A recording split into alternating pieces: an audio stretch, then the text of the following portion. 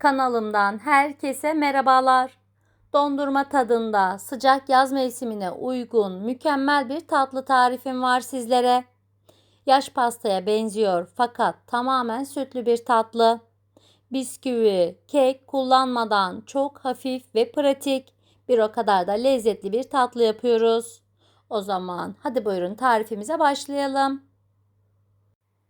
Tatlının muhallebisi için uygun bir tencereye 1 su bardağı toz şeker, 1 su bardağı irmik, 3 yemek kaşığı kakao ekleyerek kuru malzemeleri önce güzelce bir karıştıralım.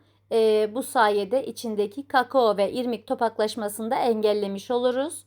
Üzerine 1 litre süt ilavesi yapıyorum, soğuk süt. Şöyle birazcık çırptıktan sonra tencereyi ocağa koyalım.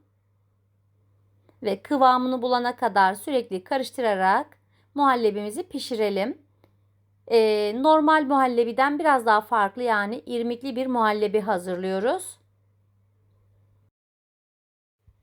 Dibine tutmaması için ara ara karıştırmayı ihmal etmeyelim. Çünkü içinde irmik var, çok çabuk dibine yanabilir. İsterseniz bu aşamada içine çikolata da ekleyebilirsiniz. Bitter çikolata veya sütlü çikolata kullanabiliriz. Tadı çok daha güzel olur. Bakın muhallebimiz kıvam almaya başladı. Artık kaynıyor. İçine bir paket şekerli vanilya ekliyorum. Ve yaklaşık 20 saniye kadar daha pişirelim. İrmikli muhallebiler bildiğimiz klasik muhallebilere göre biraz daha geç koyulaşır. Yani kıvamını daha geç bulur. Şöyle bakın, muhallebimizin kıvamını görüyorsunuz. Artık ocağımı kapattım. Şöyle fırın tepsimin tabanını 1 su bardağı kadar Hindistan cevizi ile hiç boşluk kalmayacak şekilde kaplayalım. Normal klasik fırın tepsilerinizde de yapabilirsiniz ama bu şekilde dikdörtgen veya kare bir tepsi kullanmanızı tavsiye ederim. Çünkü böyle bir tepsi kullandığınız zaman dilimlemesi ve eşit boyutlarda şekil vermesi çok daha kolay olur. Sıcak muhallebimizi Hindistan cevizi kaplı tepsinin içine dökelim.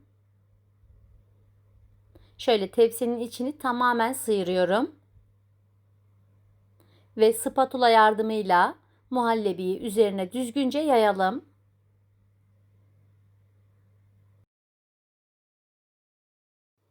Ilık duruma gelene kadar oda sıcaklığında beklettikten sonra buzdolabına koyalım ve iyice soğusun. Biz de bu arada üzerine kullanacağımız kremasını hazırlayalım. Ben tatlımızın üzerine hazır pasta kremasından kullanıyorum. Paketin üzerinde yazan ölçüye göre kremayı hazırlıyorum.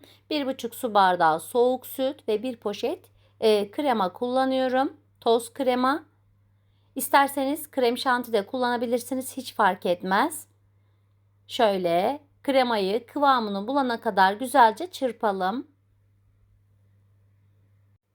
Tatlımıza dondurma tadını, dondurma kıvamını verecek olan da bu çırptığımız kremadır. Bakın yeteri kadar çırptım. Buz gibi kremayı soğuk tatlının üzerine dökerek her tarafına güzelce yayalım. Kremayı hazırladıktan sonra isterseniz buzdolabında 15-20 dakika kadar dinlendirebilirsiniz. Beklediği zaman krema daha da sertleşir, kıvamı daha güzel olur.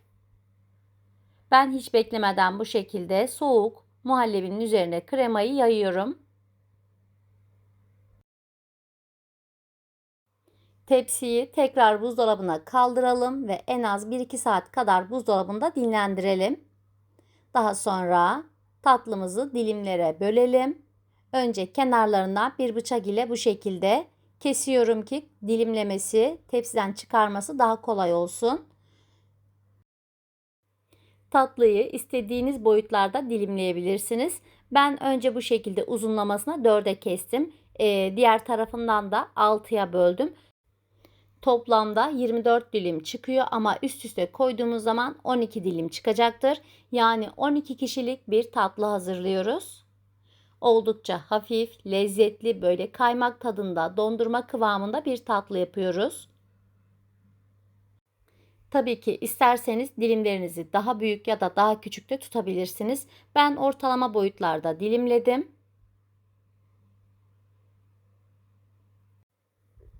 Bu şekilde ilk dilimi diğer dilimin üzerine katlayalım.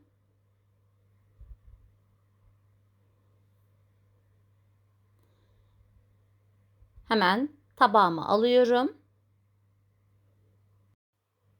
Gördüğünüz gibi tıpkı yaş pastaya benziyor ama içinde kek yok, bisküvi yok. Tamamen sütten oluşan sütlü bir tatlı yapıyoruz. Şöyle hemen ikinci dilimi de diğerinin üzerine katlıyorum. Özellikle çocuklar bu tür tatlılara, sütlü tatlılara, pastalara bayılıyor. Bir de yaz mevsimindeyiz ve böyle dondurma gibi serin serin tüketebileceğiniz güzel bir tatlı tarifidir. Şöyle ben birazcık daha Hindistan cevizine buladım ve tepsimin içine alıyorum. Sütlü tatlıyı hazırlarken isterseniz kremanın üzerine birazcık fındık parçacıkları veya toz Antep fıstığı da serpebilirsiniz. Görseli ve lezzeti çok daha güzel olur. Şöyle bütün dilimlerimi aynı şekilde hazırlıyorum. Bu hazırladığımız ölçülerden tam 12 dilim tatlı çıktı. Böyle dondurma tadında, kaymak tadında yerken ağzınızda eriyecek hafif ve lezzetli bir tatlıdır. İçinde yağ yok, kek yok. Böyle tamamen süte doyacağınız bir tatlıdır. Şöyle tatlılarımı tepsiye koydum ve hazırladıktan sonra buzdolabında muhafaza edelim ki içindeki kreması erimesin. Şöyle bir dilim tabağıma alıyorum ve sizlere tatlının son halini de göstermek istiyorum.